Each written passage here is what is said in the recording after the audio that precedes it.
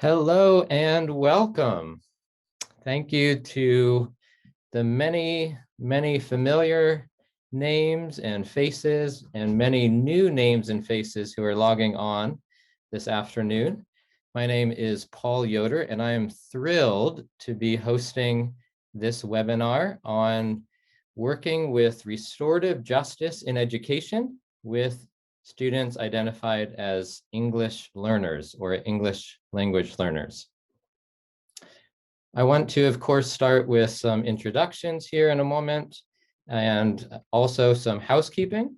So if you'll bear with me, we'll get our notes together here. One of the pieces that I want to highlight just has to do with some Zoom etiquette. We all have gained a lot of experience on Zoom in the last year, I'm sure, and just want to hit a few highlights. If we do have any interruptions, what has, of course, become known as Zoom bombing, we'll just plan to step off for a few minutes and then see if we can reconnect, but I don't anticipate that'll be a problem. We do welcome your questions throughout our hour together. And so using the Q&A is going to be the best way to do that. Feel free to drop questions and comments in at any point. We are going to be using a panel format, and so we'll be able to pick up your questions as you're using them. We'll also make sure to invite those specifically later towards the end of our hour together. Finally, if we have technical issues, if you are experiencing technical challenges, feel free to use the chat feature, and EMU Graduate Programs is the handle that my colleague Stephanie is using, and she'd be happy to help if you're experiencing technical difficulties. So feel free to chat with her directly if that happens. I will start by introducing myself a little bit more fully and then inviting our three panelists to do the same. My name is Paul Yoder. I serve as the Director of Graduate Teacher Education at EMU, Eastern Mennonite University. So I am thrilled to be connecting with you from Harrisonburg, Virginia this afternoon. I'm also very excited to have three panelists who are current employees in a variety of roles in Harrisonburg City Public Schools.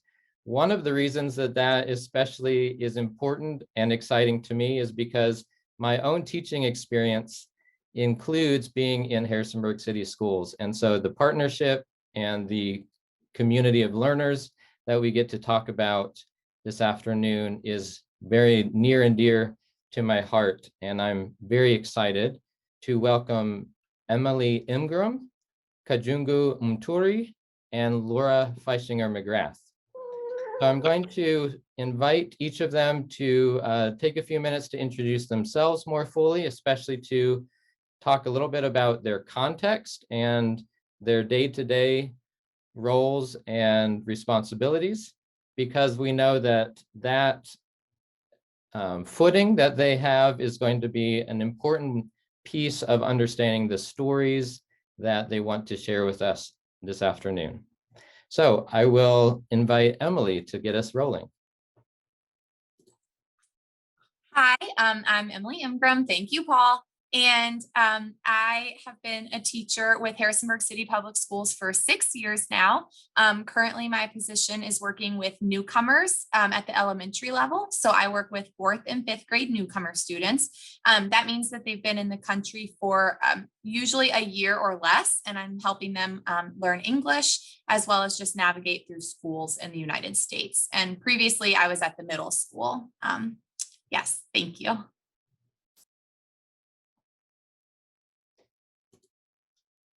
And let's invite Kajungu to share a little bit about your role. Thank you, Paul. My name is Kajungu Samson Mturi, and I'm from Tanzania. That's where I was born and I grew up, and I found myself in this good land here. I am homeschool liaison for Swahili speakers. So I do work with or from K to 12. So I'm kind of a bridge between the school and the family. I've been in school for a while, since I was at EMU as a student. Laura Aprem took me from then, a volunteer at high school, and I started to be a teacher assistant to Miss Emily's class 3 years ago, and now I'm everywhere. Thank you so much. Thank you, Kajungu. And Laura. Thanks, Paul. And thanks to everyone for being here. And I'm really excited to be here with my colleagues, Emily and Kajungu. I am Laura Feistinger McGrath. I am the Director of English Language Support Services and Title III for Harrisonburg City Public Schools. I've been with Harrisonburg City for 22 years. All of my education background in terms of employment has been in Harrisonburg in the US. I was outside of the country for a couple years prior to that, but landed in Harrisonburg and found a home where I could do a lot of international traveling without actually leaving. So I'm thrilled to still be with Harrisonburg. I have been an elementary teacher and the elementary ESL specialist, middle school specialist, high school specialist, and now working for the division. I spent a lot of time this year as the face-to-face substitute for high school teachers. So I am thrilled to say that I have had the experience of this lived experience that those of you who are teachers in classrooms every day have and every year, and I am happy to have reconnected with that. So thanks for having us. For my second question, I thought that we might use sort of a fun approach to getting to know each other a little bit. And I want to actually give credit. I was in a book study here at EMU, and we used this warm-up or icebreaker a few weeks ago, and I found it fascinating as people really talked about experiences and cultural food that they're excited about sharing. So the question for each of you in turn, what is your favorite way to eat potatoes? And let's stick with the order. So Emily, and then Kajungu and Laura, you can each go in turn as you, what would you like to share with us? This is a really hard one. Today, my favorite way to eat potatoes is, I love baked potatoes, but I really like salsa on them. So like I put a big topping of salsa, and then fresh jalapenos, and then green onions, like, and maybe some hot sauce if I'm feeling spicy. And yeah, and I eat like the skin and everything. So I make sure to wash it really good. And then I put olive oil and salt around it. So I'm going to go with baked potato with some maybe unusual toppings.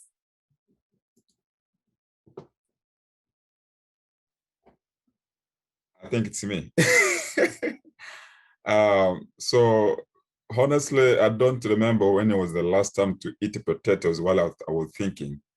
But I grew up where we didn't have enough food to eat. And I do remember we were eating potatoes morning, potatoes and the porridge.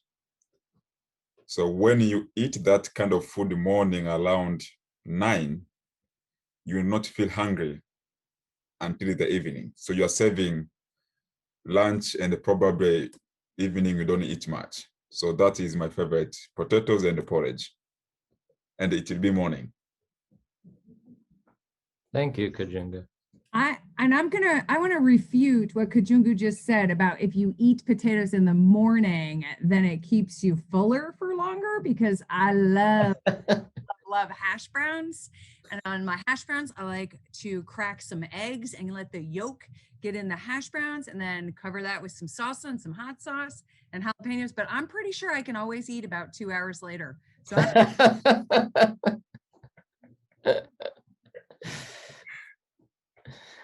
All right. Well, as we dig into our topic for this afternoon, thinking about restorative justice in education in our particular context, supporting English learners, I want to invite each of you to tell us a little bit more. So, this is obviously going to build on the introductions that you just gave, but tell us a little bit more about what does your role look like specific to supporting students who are labeled as English language learners, emergent bilingual, depending on our context. So what does your particular context or your particular position include when it comes specifically to supporting these students? So because I'm a classroom teacher, I would say that the first thing that pops into my mind and something that I've had a lot of practice with is welcoming students, right? So I want them to feel and to know that they are in a safe space. And then eventually the learning will happen from there, right? But I can't imagine going to a new country and not speaking their language. I can't imagine going to a new country and not being familiar with what school looks like there. And then on top of that, having all of these people around me speak a brand new language. So I feel like my job and what I feel like I'm pretty good at is welcoming students and making them feel and know that they're in a safe space. And I have different ways of doing that, which I can get into a little bit later. But basically, I just let them know that they're loved, like that I want them here and that without them, our classroom would not look the same. Right. And so I think that in order to do that, you really do have to have this respect for children, which is hard as an adult, and sometimes it's hard as the authoritative teacher, but you have to work to build that mutual respect and trust, and letting them know that this is just as much their space as it is my space and our space. And so that's what first pops into my mind, because I think of when they first come here and when they first come into the classroom. So I'll pass it on to Kajungu. Thank you, Mel. I think as like other homeschool liaison, we have a responsibility of interpreting the culture of this student in classroom, because sometimes we might misunderstanding particular behavior of student because we don't know their background. So for person like me as homeschool liaison who knows the culture of Swahili speakers, if they do something which according to our policy is not appropriate, but according to my culture is appropriate, so I'm kind of helping the teachers, even the student on the other end, the student to know this is not right to do in this context, but also for the teacher to know this is how we do. But also the other thing which I will mention here, I come from the culture where we punish our kids. And when I'm talking about punishing is beating.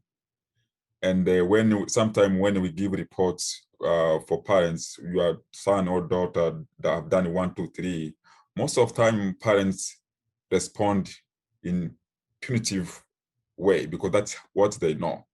So because I've been here and my education background as a restorative justice background, plus our policy in school, I know the language to report to the parents where they will not respond negatively to their students. So I think that is the area. And to play soccer, because we believe soccer is a part of building a relationship.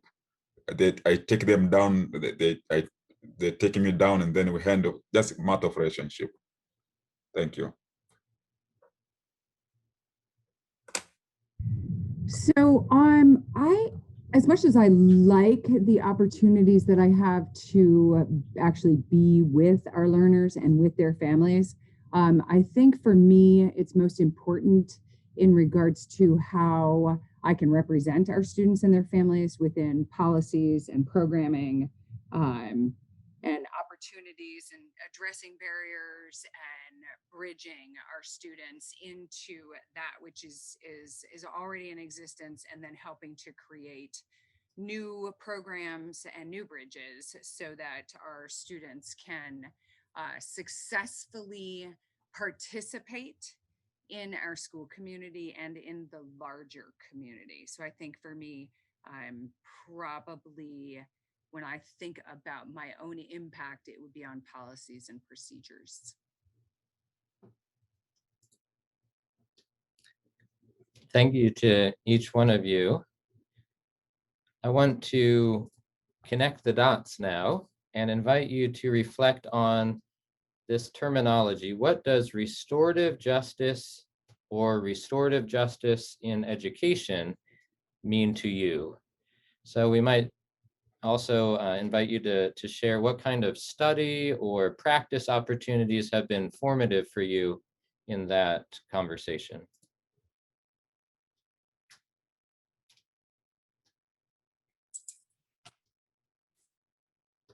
So, I'm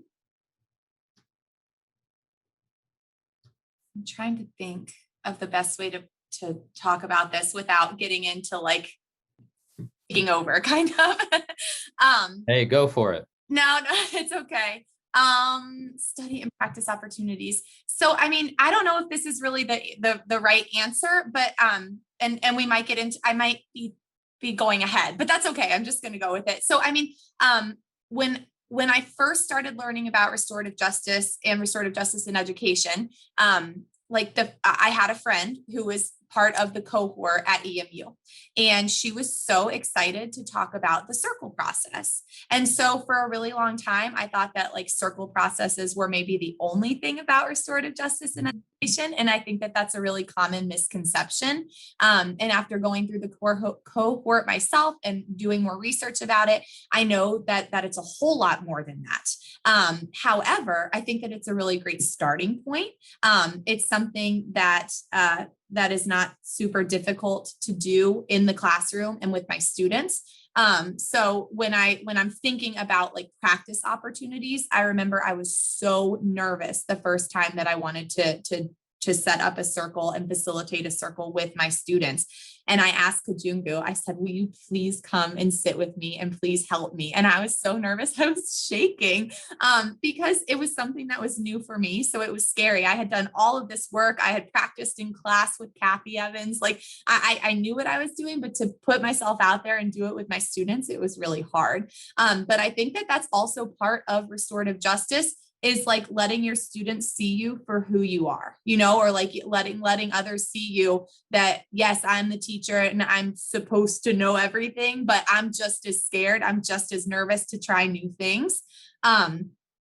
Yeah. So that's what I don't know if that's answering your question, Paul, and maybe Kachunga will have better luck with it, but that's what I think of, like when I'm thinking of the actual like physical doing it in my classroom.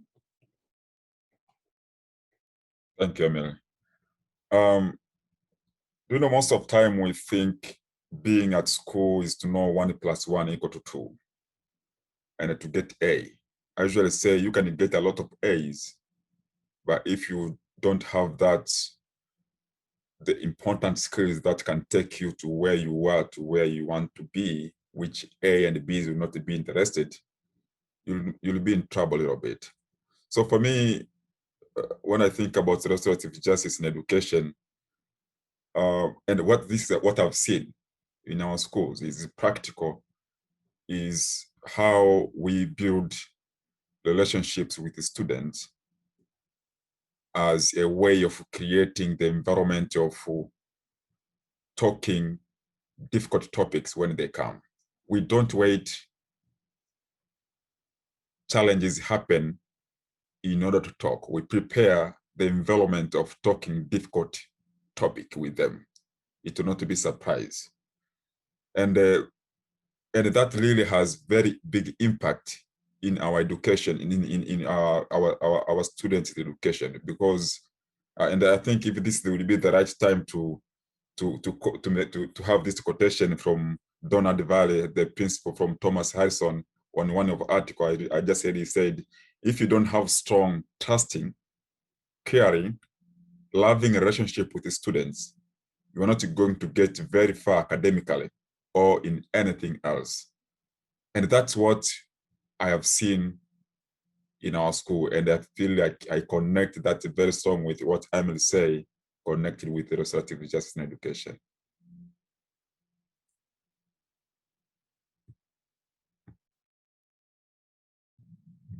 So it's interesting when I think about restorative justice in education, it's hard for me to see it as some sort of separate thing from the thing that I do.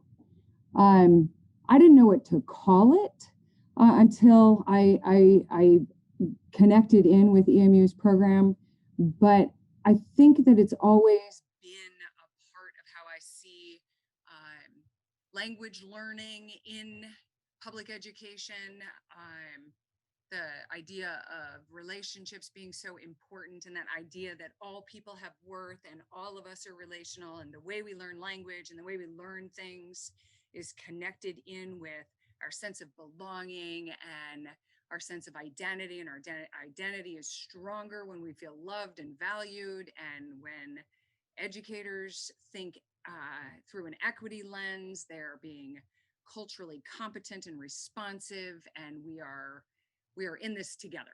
So for me, it is just part of what we do. So it fits right in with working with language learners. And I did just get a message that said my sound is off some, and I'm wondering if those of you I can see, Paul, Emily, and Kajungu, can you hear me okay? Okay, I'm gonna lean in.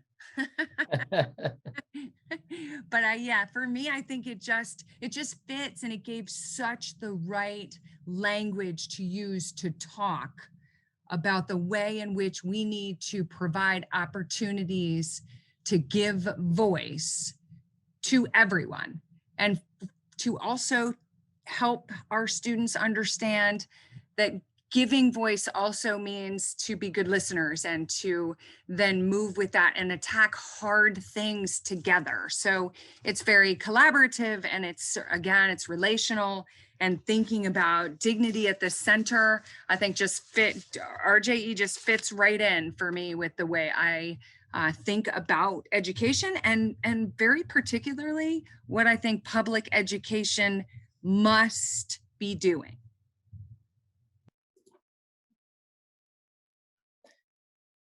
Thank you to each of you. So at EMU, we do build very directly on the work of my colleague, Dr. Kathy Evans, who shares a wall actually right on the other side of right on the other side of my computer screen is where her office is.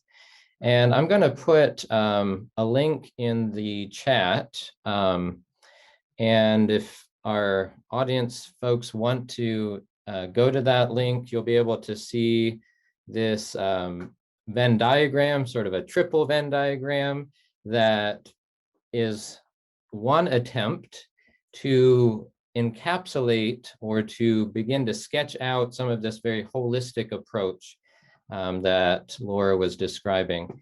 And so as I'm thinking about this next question, I'm wanting to sort of refer to some of these concepts that are depicted there.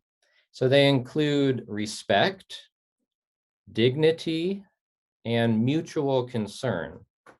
And so I want to invite each of you to share a story or a practice, a strategy that comes to mind for you when you hear these words of respect, dignity, and mutual concern. How would you illustrate those in the work that you're doing?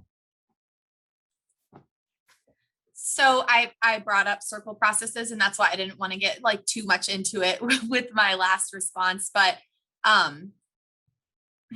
sometimes it's difficult because conflict arises between students, even if they don't speak the same language, right? So, or even if they do speak the same language. So some of my Spanish speaking students, they might have preconceived notions that they come with, maybe that their country is the best.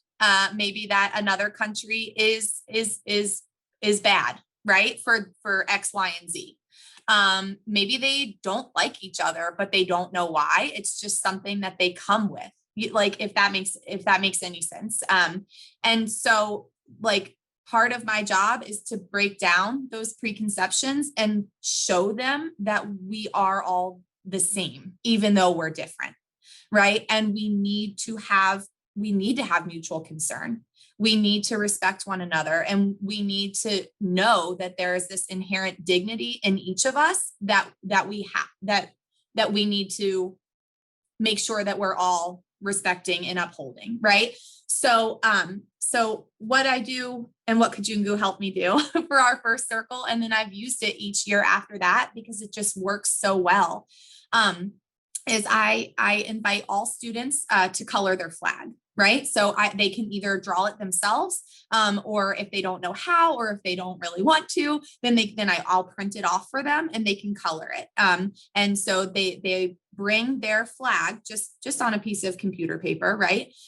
They have their flag with them, and I invite them to put it in the center as part of our centerpiece for our circle, right? So automatically they're looking at something that they feel represents them, or that makes them feel like they belong. But they're also seeing their flag next to every other student's flags. And some of them are from the same countries, and that right there creates a connection with them. So they feel connected with one another, or they're seeing different countries' flags. And so maybe it feeds into those preconceived notions, that they're different, right?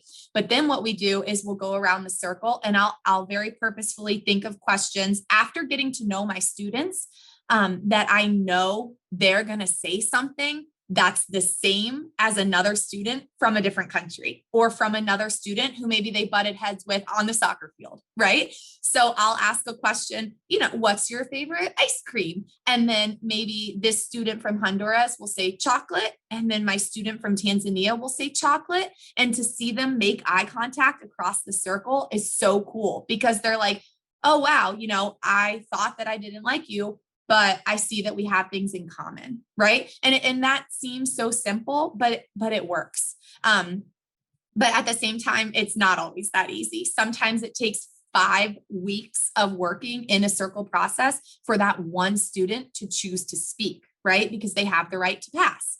But eventually, if you stick with it, it happens. And so that's one way, like a very concrete example of how you can use part of restorative justice in order to focus on the respect, dignity, and mutual concern. I think if I would add something from Emily's class, when I go to her class, Spanish speakers, students speak with me in Swahili. So even they teach each other languages which they don't speak, which for me or for us is very powerful, just to take an initiative to learn other students. That means they care about each other. So I just want to top up from Emily's point. Thank you so much, Emily. And I think I just want to give an example. Most of the time in our school, in schools, not our school, but most of school, we focus more on teaching without focusing on building relationships among students, just to get to know each other. There's one conflict between Swahili and a Spanish speaker in high school they had, and because each group think their language is much better than the other, as Miss Emily said, and it reached very tension conflict. And we got invitation with Mr. David Shank to go and do circle process. So when we are doing circle process, one student say, they speak a lot of Swahili in the class, and they speak a lot of Spanish. And sometimes they don't think when they speak Spanish, other students are annoying on one or another, and vice versa. So when we are discussing the circle, it reached the point we didn't know where to go from that circle process. We got stuck. And I told David Shank, man, let's have a break a little bit. So I went with David outside just to plan what's next. And the teacher came, Kajungu, come and see. We found those students hugging each other. And we planned to have 2 minutes break. We had a 10 minutes break because we didn't have anything to talk more. And when we came back to the circle, I heard the other students say, I think I need to go to your country to understand you more. I want to eat your food.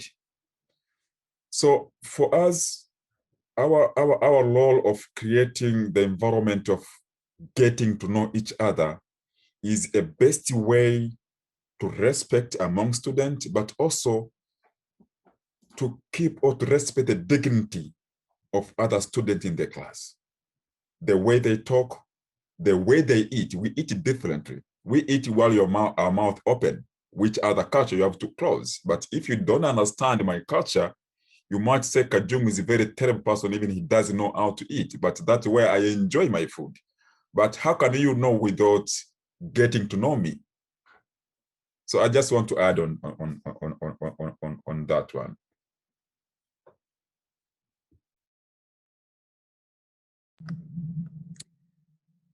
So I think for me, I've had this beautiful opportunity to see a lot of people put some mediation and some circle processes in place, and really appreciate what I see people doing with our students particularly. But I think that at my level, it's probably most evident that we have committed to this idea of dignity and respect as the core of all things, simply looking at the amount of money that we spend as a division, putting people through the cohort and planning for in-house professional development and continuing to provide opportunities for professional development. And I think that, I am a huge believer that conflict is good, and that if you can get through conflict, that you can, that's my lens is my lens. And I of course, I think it's right. I'm not going to think I'm wrong. And I wouldn't expect other people to walk through their days thinking they're wrong. So in order for us to be responsive, we have to have conflict. But that conflict can't be at the expense of someone's dignity. And so I think as a system person, I am thrilled to see how many administrators pull in people to help with conflict mediation and to run circles and to do other maybe less formal restorative practices, but restorative practices nonetheless. So we are committed to getting away from punitive punishments for student behavior that doesn't fit our norm. Because quite frankly, in Harrisonburg, we don't have a norm. So we end up with individualistic versus collectivistic. We've got this whole, all these things coming together, and the only way to work through them is to have people, bring people together to talk. So I see it on a regular basis, and I am not seeing suspensions, and I'm not seeing kids who are turned away towards alternative programming. We're working through it. So I think that speaks highly to where that sits for us. I think I want to add something here. Sometimes it's not a good idea to talk after you are a lovely boss, but but I think the other thing is the relationship we have with parents, because students know we are connecting with them. I just want to give an example. I had a meeting with parents one day, and I invited Miss Ephraim, Laura Ephraim, to come and have lunch with them. And when she came, she ate with them, and I was shocked. Hey, she's eating our food. That culturally, as African, when you eat my food, that means you trust me.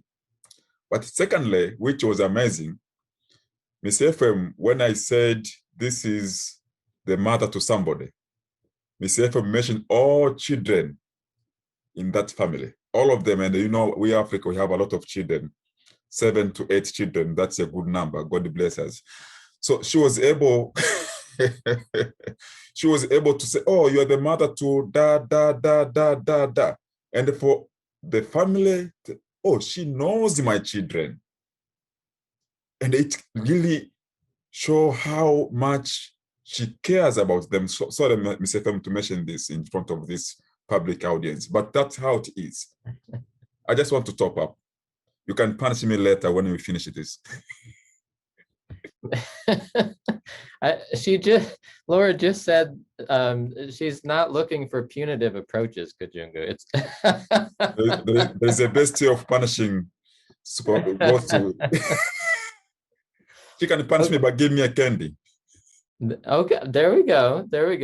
So Kajungu, I believe that you've illustrated beautifully next question. Okay, so as you're thinking about these other stories that are coming to mind for you, in addition to respect, dignity, and mutual concern, these pretty broad and really important concepts, within conversations of restorative justice and education, we are also talking about nurturing healthy relationships, creating just and equitable learning environments, and repairing harm and transforming conflict. So if we exhaust the metaphor, yes, if there was any harm there, the candy might be a sign of repair, right, for you, Kajungu? So on a more substantive note, what is a story that comes to mind for you that illustrates one or more of these principles as we're thinking about healthy relationships, just and equitable learning environments, and attending to the conflict that inevitably arises when humans are together? So it would definitely be easiest for me to talk about nurturing healthy relationships, but I'm gonna challenge myself and talk about repairing harm and transforming conflict, because as I shared with the panelists, I put on my big girl pants and I did something that made me feel super uncomfortable. But I believe that change occurs and we really grow when we're uncomfortable. So last week I had a student, and it was during music class, and the music teacher is amazing, and he has wholeheartedly embraced teaching students about different cultures. Like, he loves his newcomer students. I'm going to say better than any of the students. I hope he's not watching, but he has been teaching a bunch of songs in Spanish. And then, they practice the patterns and all of that. Well, as Jungu mentioned before, it has been a bit of a problem where I have 2 Swahili speaking students. I speak Spanish. And so sometimes my Spanish speakers will ask me a question. And if it's early enough in the morning and I haven't had my coffee, it doesn't register in my brain that it's coming to me in Spanish. And so I respond to them in English, but I don't hold them accountable for asking me in English, right? Their job in my classroom is to learn English. That's part of their job. And that's what I tell them. So then my Swahili speaker sees me responding in English and he says, Miss, responding in English, but to Spanish. And he says, Miss, I thought we have to learn English here. And I'm like, oh my gosh, you're right. You please hold me accountable for that. So it's this student's job to remind me, and he does not do it in an ugly way. And I want him to hold me accountable for that. Well, in music class, he's learning all of these Spanish songs. And I feel like he had enough that day. I don't know if any other, outside circumstances affected this, but he had just had enough. And he wasn't disrespectful in the sense like that he said anything or did anything, but he just chose not to participate. And that hurt the music teacher's feelings. Like, we all know teachers work really hard to prepare things that we think is going to be fun for students. And the music teacher felt disrespected. And I think he also felt hurt, and rightfully so. And so I didn't really know what had gone on, but he did tell me, this student chose not to participate today. He had a rough day. And so I just kept that in the back of my mind. When I got home later that evening, I had an email from the music teacher, and he said, could I please have this student's contact information? I would like to get in touch with his parents and let them know what happened in music today. I have a good relationship with this family. And like Kajungu said, some cultures' ideas of punishment or ideas of how they should react when a teacher calls home with negative news. I know that was not that teacher's intention, right? The punishment that would have happened to that student for that phone call home is not what that teacher wanted. Like, I think that the teacher just wanted to touch base with the parents and let them know that the student had a rough day. So I emailed him back and I said, could we please talk about this tomorrow morning? Like, I would like to talk to you about it in person. And I don't think I slept that night because I knew that the conversation I was going to have was going to be a hard one. This is my first year at this particular elementary school. I was also on an extended maternity leave. And so I didn't want to come in and be like, well, I can do your job better than you, or I know how to handle, I know how to handle conflict better than you do. But so I like practiced in the mirror. I practiced what I was going to say to the music teacher. And we had an amazing conversation. And I said, look, I don't want to overstep any boundaries at all. If you feel like the best thing to do is to call this family, you go right ahead and do that. But could I suggest maybe calling Kajungu? And maybe you could sit down with this student and Kajungu, and you could bring Kajungu in to make sure that the student fully understands in his home language how he hurt you and how he made you feel. But I also explained the conflict that had been arising in the classroom between Spanish and Swahili speaking, and how he felt like it wasn't fair, and rightfully so, that I can't communicate with him. There are things that he wants to share so bad, I can see it, and he's unable to because of the language barrier, right? And so this teacher was like, oh my gosh, I need to apologize. He said, I need to bring in more songs from African cultures, from African languages. He said, I do want the student to know that he needs to respect me, but before I even demand respect from him, I need to apologize because I hurt this student unintentionally. And so he emailed Kajungu right away, and Kajungu came on Monday of this week, and it was Kajungu, the music teacher, and my student, and they sat down, I think for about 20 minutes, if not longer. And the music teacher said that it was amazing, that he's going to start calling in homeschool liaisons more instead of calling the parents. And he said that from that experience, he built a level of trust and like a relationship with the student that never, ever would have happened had he called home. And so I was not part of the conference because I was teaching, but I just thought that it was so powerful for the teacher to recognize that, but then also for the student to recognize that a teacher can mess up, and we can own up to our mistakes and say we're sorry. But you still need to have that respect that I'm going to show you. So that's my story. It was powerful. It was powerful, and especially for that young man is from Africa. For teacher to apologize to him, it is unusual culturally. So it was very powerful. Thank you so much, Emily, for connecting that. So this question is very good, and I'm so happy I've already answered it before you gave me the question, the example of Miss FM before. But just addition, we have very good system of home visitation, to visit home, to get to know the family. And this has become very, very, very powerful, just to create that connection between school and the family. And nowadays, not nowadays, we are not waiting for negative information to send to the parents. We usually send also good news, because most of the time we are waiting for someone to make a mistake to communicate with the parents. But when the student has done an amazing job, we let the family know, hey, this man has been amazing. This week he has done even the small thing. Even if he took a pen, someone's pencil down and give to that student, for us is respect. We send that information to the parents, and we usually encourage the parents, please tell your child about this news. Don't hold it.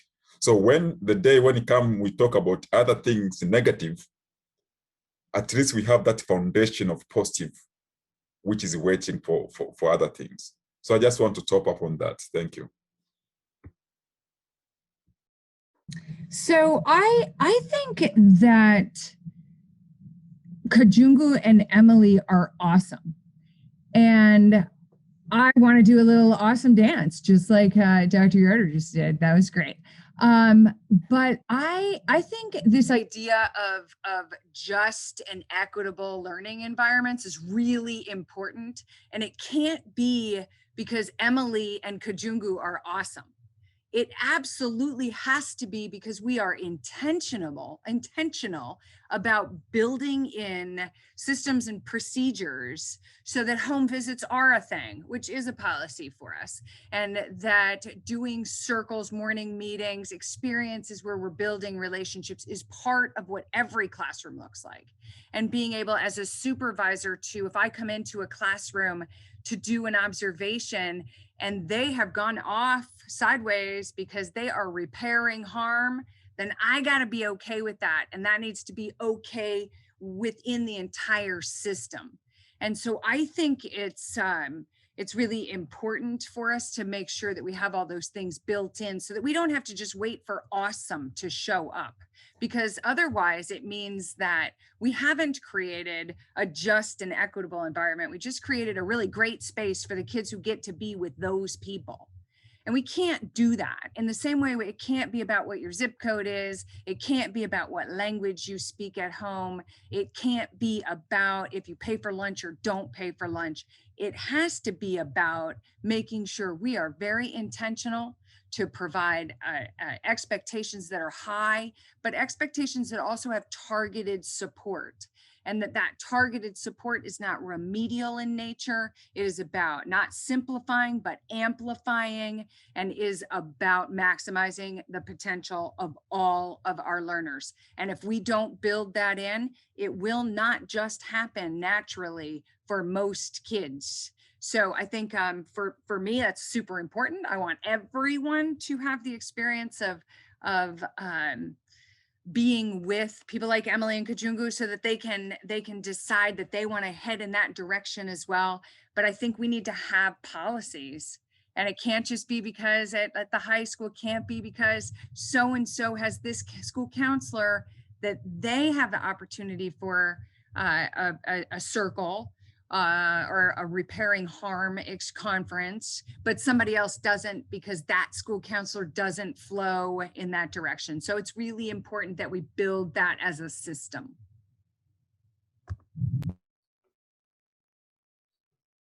Wow. Thank you to each of you. I am unfortunately mindful of the fact that these minutes are ticking by. So I'm going to prioritize 2 questions that have come in from our Q&A feature. And I see as soon as I mention that, a 3rd one pops in, so that's wonderful. So we do have a few minutes. Kajungu, the first one is addressed to you and references what you were talking about a few minutes ago about corporal punishment, or you use the word beating even, and then recognizing that in Virginia, there's also a legal structure to say what's allowed and what's not allowed. So how have you been engaging that conversation, either you individually or with your colleagues, in terms of communicating with parents? And yeah, what would you share about recognizing the different frames of reference that we may have?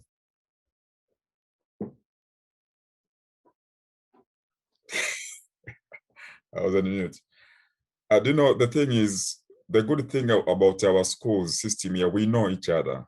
And for those who don't know, some of us, those who know, they connect us. For example, what Miss Emily did for the students.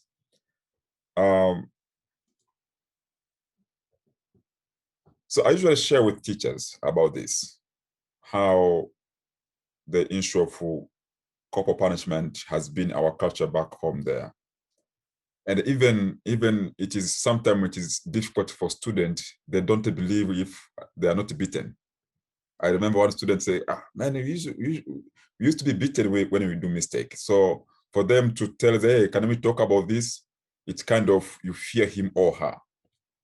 So I think we have been talking about that as whatever, or we are getting opportunity, just one in one, or when we have like a gathering for newcomers teacher. We just share the information, because you cannot understand the culture of particular group without having a space to talk about that. And getting to know that culture is the best way on how to respond with the situation. I'll just give an example. The same, sorry, Ms. Emily, since you are here, there's a lot of examples over there. In Tanzania, and maybe even in Africa, to do this. It's part of a teacher. I want to answer the question. I can call my teacher, just, I want to hear me. But here is disrespect. And that happened to one student during the cafeteria. But when we want to talk to the parents, says, oh, that's how we do back home. This is our culture. So for me, I would respond by saying that we share the information, we educate each other all the time, but also we empower parents to think about alternative way of dealing with discipline rather than punishing students. Because technically, even though there's policy and regulation and whatever, that you're not allowed to punish your kids, they're inside in the room. Who sees them? So they can do whatever they want. So we have been doing a very good job on educating the family on how to respond to this, and we are keeping it. Doesn't change. Boop. It takes time, and we are growing. I hope we have answered the question. Yes, thank you, Kajungu. Emily, I'm going to invite you to respond to the next question. The poster of the question, sorry, I'm getting jumbled here, recognizes that when we're in a circle process, we may have students who pass. They indicate that they are not wanting to verbally contribute. And so especially when we factor in language and the various sort of status elements and the various elements of confidence associated with that. So how do you, what has your experience been? How do you engage if students do choose to pass, or perhaps what do you do to help increase the comfort level so that students are able to share their voice?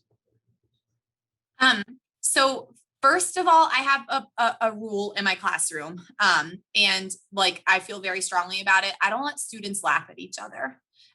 You know, if they make a mistake, like in producing language, right? So like if someone falls on the soccer field and we can all laugh about it after making sure that the student is okay and not hurt, that's one thing. But when someone is putting themselves out there and trying to be laughed at, it doesn't feel good.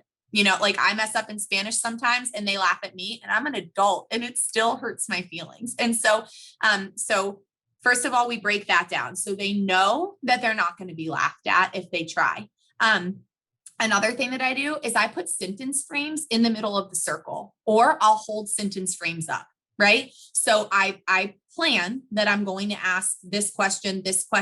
So then I have a sentence frame for the student to answer it. So it's, if it's, how are you feeling this afternoon? If it's something as simple as that, right? I'll have a sentence frame that says, I am feeling blank. And then I might even take it a step further, because blank. And then I'll also have an anchor chart of all the different feelings illustrated with the word under it in English. So they have that support there. And I use that in my classroom all the time. And I hope that other teachers are using sentence frames as well, so that it doesn't feel like something brand new or something that's just for them, right? And then I might even encourage my students who have been here for longer, who have more language, to use the sentence frame also, just as a further way to make the one student who might be scared know that it's not just for him or her. Another thing that we've done in the past, if it's been a more serious circle, or if it's something, you know, that we really want, I can tell that a student wants to share, but that the language is a barrier, I'll invite Kajungu. I'll invite maybe a teacher who speaks Arabic or Kurdish or Tigrinya, trusted faces of adults in the building. One year at the middle school, I even brought in another student who spoke Tigrinya, because I could tell that one student wanted to share so bad and he just could not get his words out. And so I said, is it okay if I bring so-and-so to help you? And his face lit up. Yes, I want to be heard. So those are just some ideas that you could try. Thank you. That was like quite a list of ideas. Thank you, Emily. And Laura, our last question that we'll have time for, I'm going to throw to you. The audience members asking, how did the homeschool liaison position come to be? We're hearing some wonderful examples of how Kajungu and his colleagues are doing really important work in making these connections. Was there any resistance, or what advice would you give for folks who maybe are in systems where that role doesn't yet exist? So that's a great question. When I started in Harrisonburg in 1998, we had a student support person who happened to speak Spanish. And that position was essentially a truancy position. And it became our first homeschool liaison.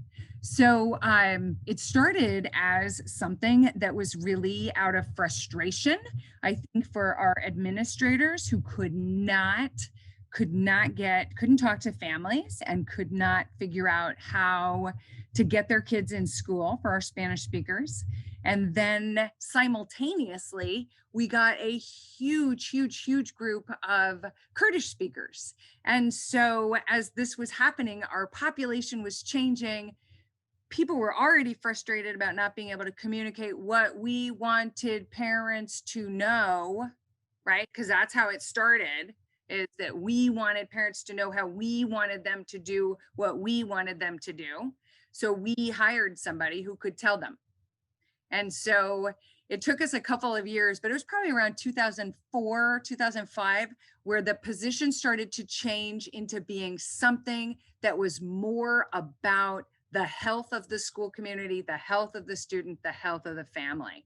And at this point, we have 12 Spanish-speaking homeschool liaisons, 1 Russian-Ukrainian speaking liaison. We've got Kajungu for our Swahili speakers, Mr. Karim with his Kurdish and Arabic population, and we are looking to expand so that we can have a Tigrinya interpreter homeschool liaison as well. So that position has changed a lot. And because we're Title I schools, Title I money demands parent engagement. So there's a level of outside fiscal support, as well as compliance. And as much as I hate to be a compliance officer, sometimes compliance gets you the things that you want if you can get ahead of it. So we got ahead of it, and we've got people now who are helping us build community, not just tell parents what we want them to know. So I think we've come a long way in 2 decades, and we're hoping to continue to add liaisons as we need them. Wow. This has been an incredibly quick and rich hour together. I do want to invite each of you to share a final word, maybe a piece of advice. I'll just acknowledge we did some preparation and had some other questions that I didn't get to. So if you had another nugget that you want to share, I want to use our last few minutes to hear what's on your heart and mind. I'm just going to say, don't be afraid to speak up for your students, especially if you know that it's the right thing to do. And yeah, don't be afraid, to build a relationship for them that's based out of mutual respect. I think that some educators still think, but I have to be the adult. I have to have the power, don't be afraid to try to change your frame of thinking. Yeah. Kajungu, your turn. I believe the school is the right place to make a mistake. And let our kids make a mistake, because it's the right place to empower them to understand the mistake and make the right choice. So mistake should be an opportunity, not a bad behavior. For me, I've never had bad behavior. I believe there's acting out. So let them acting out and break that cycle of what they're going through. And I guess a final little message is for us to never, ever forget that there are power differentials that exist in all of these relationships, and though I, as a female, may sometimes feel less empowered because I am a white female, I might in some circles be more empowered, but in school, the people who are of the school always have the power. And so it's really important for us to make sure that if we want to have a relationship that actually creates the equitable and just environment and nurtured relationships, that we all lean out and recognize that those power systems exist, and then to do what we can to bring that down.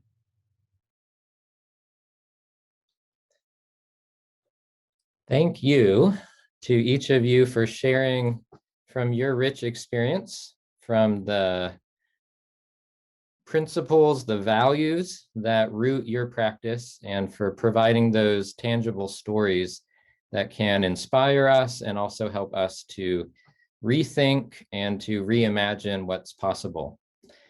I do want to take just a final moment to share a screen here. We do have some additional learning opportunities.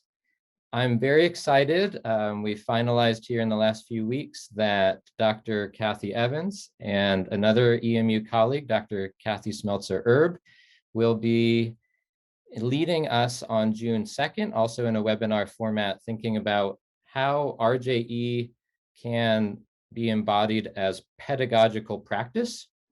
We also have an annual RJE conference, which our panelists have been a part of in the past and may again this summer. That will be virtual again, like it was last year. So we would welcome you to join us via Zoom if you would like. And then that emu.edu/RJE provides some other connection opportunities, and I'd invite you to check it out if you'd like to learn more. Thank you once again to Laura, to Emily, to Kajungu, and to all of our wonderful audience members. Thanks for your words of connection, affirmation, as you've been texting in, as you've been using our text features throughout our hour. We really appreciate that. Even when we can't see you, it's wonderful to know that we're learning together. So with that, I will say thank you one final time and wish you all a wonderful rest of your day.